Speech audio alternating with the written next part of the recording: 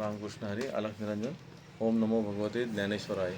या ठिकाणी आता दुपारचे 12:30 वाजलेले आहेत आणि आता आपल्याकडे जे माऊली आलेले आहेत, आमचे विक्रमदादा पाटील माऊली, त्याचप्रमाणे आमचे अभिदादा पाटील माऊली आलेले आहेत. आणि हे जे माऊली आहेत ते आपल्या माऊलींची सेवा करायला इथे आलेले आहेत. आणि खरं तर असं आहे की योगेशनाथ दादा महाराजांनी त्यांना विनंती केली की थोडा वेळ जरा इथे थोडं या आणि थोडासा स्टडी करून जा, म्हणजे जेणेकरून थोडंसं आपल्याला काही पुढेच्या कामात त्यांचं नियोजन लाभेल. तर त्यांची ऑलरेडी कामं घेतलेली आहेत गावामध्ये, पण ती कामं थोडी बाजूला ठेवून त्यांनी या ठिकाणी आपल्या माऊलींच्या आदेशाला धाव घेतली.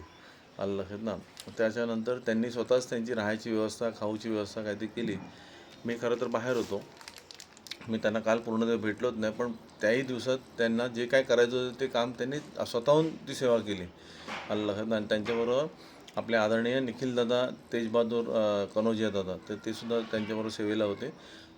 त्यांनी पण त्यांना जेवढी काही सेवा दिली. आम्ही सगळेच बाहेर होतो कारण का आमची कॉन्फरन्स होत्या, त्यामुळे आम्ही रात्रीपर्यंत अगदी खूप लेट नाईट आम्ही आलो, पण त्यांनी कामं करून त्यांची व्यवस्था स्वतःची केली. आता इथे दुसरी गोष्ट म्हणजे त्यांचा परिचय म्हणजे ते 32 शिराळा गाव जे आहे तिथून जवळचं त्यांचं काय गावाचं नाव कोकरूड.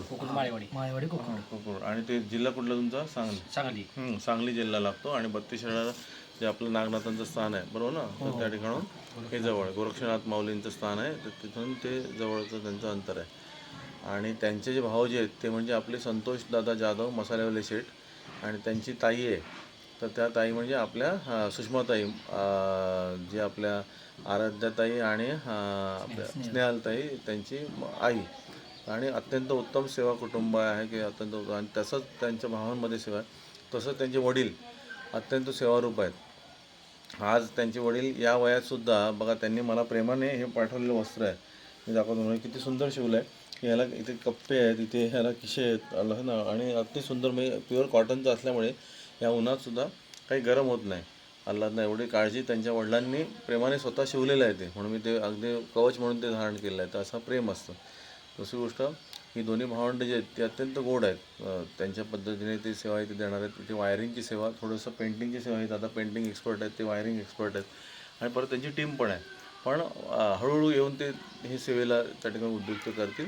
आणि आपण सगळ्यांना पण आपली विनंती असणार आहे की आपला हा जो नाथमाऊलींचा मठ हा आपल्या सर्वांचा आहे, बरोबर आहे. त्या सर्वांच्या मठाचं व्यवस्थापन बघणं, त्याची काळजी घेणं, त्याची देखभाल करणं, हे सगळं आलं. आपण एखादी गोष्ट एकदा बनवतो, नंतर त्याच्याकडे बघत नाही. तसं न करता आपल्याला प्रत्येकाला आपापलं योगदान ते अर्पण करायचं, म्हणजे सेवारूप पण. मी प्रत्यक्ष येऊन त्या ठिकाणी मी आपली टीम जी आहे ती त्या ठिकाणी काय करेल हळूहळू की वर्षभरातल्या कामांचा आढावा असं लिखित केलं जाईल. त्याच्यानंतर कोण येऊन गेलं ते काम करायला त्याचं नोंद होईल, आणि त्या ठिकाणी ती व्यक्ती येऊन सही करेल किंवा मी इथे येऊन गेलो, या ठिकाणी मी ही सेवा दिली, म्हणजे परत ती डबल सेवा होणार नाही. तर त्या दृष्टीने इथे आता हे दिसतं ना आपल्याला, बांबूंचं हे आपण नियोजन केलेलं आहे पर्णकुटीसारखं माऊलींच्या नाथमठाला. तर त्यालासुद्धा वाळवी लागू नये, कीड लागू नये म्हणून आपल्याला लॅकर जो असतो त्या लॅकरला काय म्हणतो, टचवूड पॉलिश म्हणतात, ते ब्रशने मारायचं असते. मग त्याचं लाईफ वाढतं. ते दर 3 किंवा 6 महिने मारलं गेलं तर अधिकच चांगलं ते त्याला हे होणार. तो भाग त्याचा आला. त्याच्यानंतर इथे शेणाने सारवणं आहे किंवा ते सजावट करणं आहे वगैरे, ते सगळं, किंवा सजावट केलेल्या वस्तू आहेत किंवा मूर्त्या आहेत तर त्याची देखभाल म्हणजे पुसणं वगैरे, ते सगळं आपल्याकडे आलं.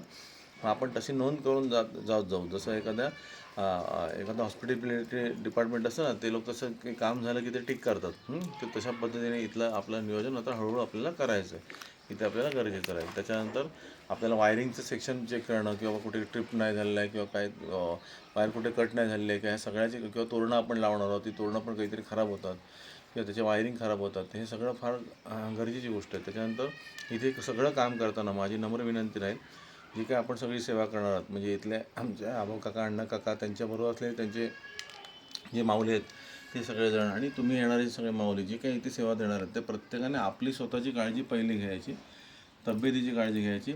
इथे कुठलेही किडे पडलेले आहेत किंवा काही लोखंड पडलेले आहे, आता ते आम्ही प्रत्येक वेळी सांगत बसणार नाही ना, तर तुम्ही अगदी सेवा द्या, परंतु तुमची काळजी तुम्ही घ्या. त्याप्रमाणे कुठेही वायरिंग उघडी आहे का बाबा, मग करंट देऊ शकतो का बाबा, ह्या सगळ्याची काळजी तुम्हाला तुमची घ्यायची, आणि मग ती सेवा द्यायची आहे. किंवा सेवा थोडी कमी उशिरा झाली तरी चालते, थोडा उशीर झाला, लेट झाला तरी चालतं, पण आपली सुरक्षा आपण करणं गरजेचं आहे. त्याच्यानंतर जेव्हा आपण हे दिवं पेटवतो तेव्हा इथे दिवसात हे दिवे आपण पेटवलेलं आहे. ॲक्च्युली कसं आहे, की तो दिवा आबांनी फार सुंदर कौशल्याने त्या ठिकाणी त्याला देवळी बनवलेली आहे. पण त्याला पुढे कशा पद्धतीने काय जाळी वगैरे येऊ शकतं का याचा विचार आपली टीम करेल. कारण का जर चुकून तो दिवा पुढे कोणी लावला तर बांबू गरम होणार, आला ना पुढे बांबू तो गरम होऊ शकतो. जरी त्याचं अंतर दिसलं तरी सुद्धा हीट आहे ते होऊ शकतं. त्यामुळे त्या सगळ्याची काळजी आपल्याला घ्यायची. प्रत्येक गोष्ट करताना आपण दूरदृष्टीने ती करायची.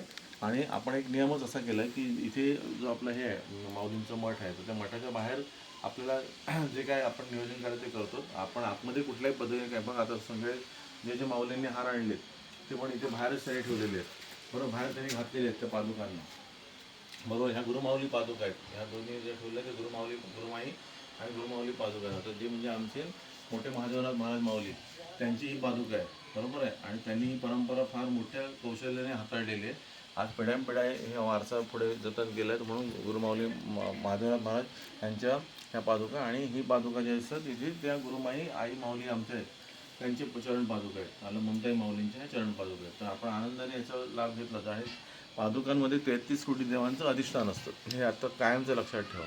त्यामुळे आपण भेदाभेद नाही. त्यामुळे मूर्तीच्या जे ताकद जी आहे, ऊर्जा जी आहे, तेज जे आहे ते सगळं चरण पादांमध्ये आलं. म्हणून आपण बघा एखाद्याला त्याच्या डोक्याला हात लावून नाही नमस्कार करत, त्याच्या अंगाला हात लावून नाही, त्याच्या चरणांना हात लावून नमस्कार करतो. हा त्याच्यामागचा सिद्धांत आहे. म्हणून ते एखाद्या पादुकांवर तुम्ही जर तुळशीचं पान तरी अर्पण केलं तरीसुद्धा ते 33 कोटी देवांसाठी सिद्ध झालं. किंवा पत्रम पुष्पम फलम असं आपण म्हणतो ना, काहीच आपल्याकडे नेणं नाही तर एखादा पाण्याचा थेंब अर्पण करा, एखादा पाण्याचा थेंब अर्पण करा, त्याने पण माऊली प्रसन्न होतात. फक्त आपल्या हृदयाचा भाव चांगला ठेवा आणि ती ऊर्जा द्या. आज या दोघांचे खरोखर कौतुक करतो आहे की ते इथे आलेले आहेत. कुठलाही ऊन वारा पाऊस किंवा काय ते म्हणतात ना गरमी उष्णता किंवा थंडी, संध्याकाळचं थंडीचं वातावरण, ह्या सगळ्याचं कुठलंही तमानं बाळगता ते एक काही सेवारूप झाले आहेत, एकरूप झाले आहेत. म्हणून त्या दोघांचे पुन्हा एकदा अभिनंदन करतो आहे आणि सगळ्यांना ह्या उत्तम सेवेबद्दल धन्यवाद मानतो आहे. आदेश रामकृष्ण आला.